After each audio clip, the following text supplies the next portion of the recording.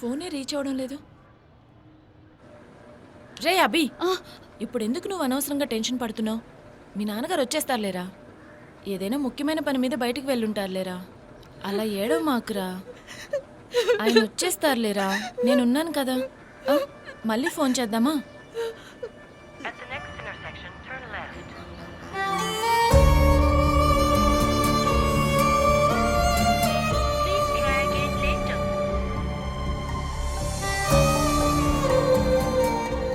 ఎందుకు number reach అవడం లేదు? ఏయ్, ఇప్పుడు ఏడ్చావనుకో దెబ్బలు తింటాం. సరే కానీ అభి, సురేంద్ర అంకుల్ వాళ్ళ ఇల్లు ఎక్కడో తెలుసా? రే అభి,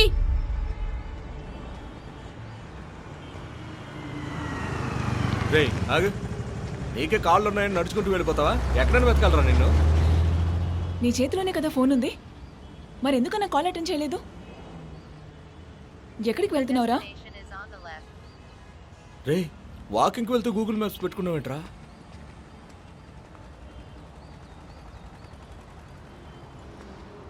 ఓ, అయితే సార్ ఈ నిర్ణయం తీసుకున్నారా? అలా అయితే రా, నేను కూడా వస్తాను. ఇద్దరం కలిసే వెళ్దాం రా.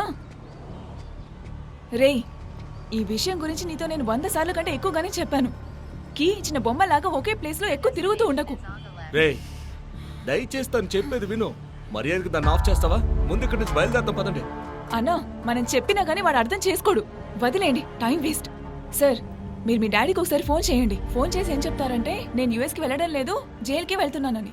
ఎందుకంటే నువ్వు యుఎస్కి వెళ్తున్నావన్న సంతోషంలో ఆయన అందరినీ పిలిచి పార్టీ ప్లాన్ చేస్తున్నారు. అదంతా వేస్టే కదా. నువ్వు జైలుకి వెళ్ళాక సెలబ్రేట్ చేసుకోమను. బాగా వినండి, మీరు డ్రైవ్ చేసిన కారు నాది.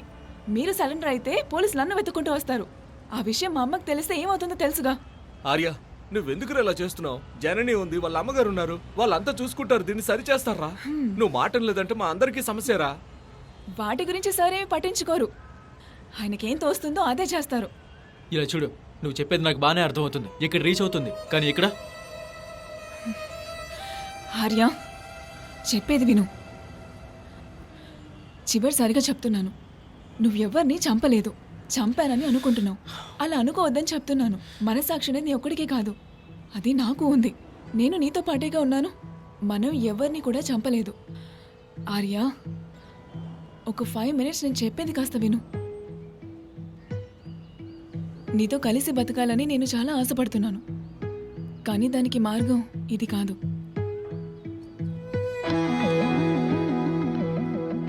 ఇలా చూడు, ఇదంతా నువ్వు నా కోసమే చేస్తున్నావు, నాకు బాగా తెలుసు. మన కోసం.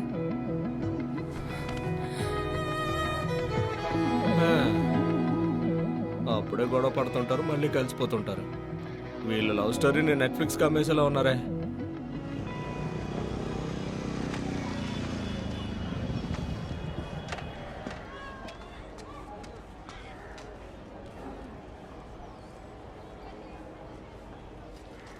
రేయ్, రితీష్ ఎక్కడా? నన్ను అడుగుతావేంటి?